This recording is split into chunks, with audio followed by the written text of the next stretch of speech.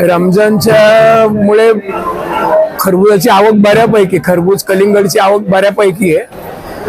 त्याचं सेलिंग चांगलं होतं. रमजान चालू व्हायच्या आधी 2 दिवस आणि नंतरचे 2 दिवस थोडी तेजी होती.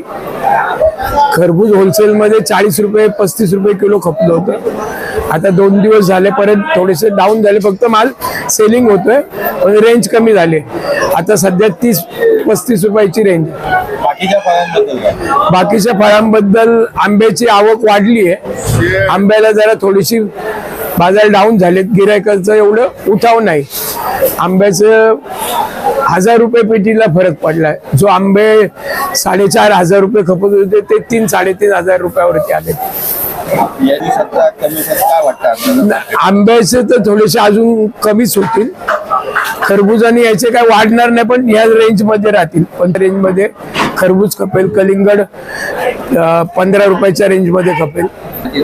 रमजानमुळे खरबूज, कलिंगड, पायनॅपल आणि पपई या 4 आयटमला डिमांड चांगला आहे. आता ठीक आहे रेट, काय तेजी पण नाहीये आणि खूप मंदी पण नाही, मध्यम रेट आहेत. या रेंजने असेल तर माल खपत राहते.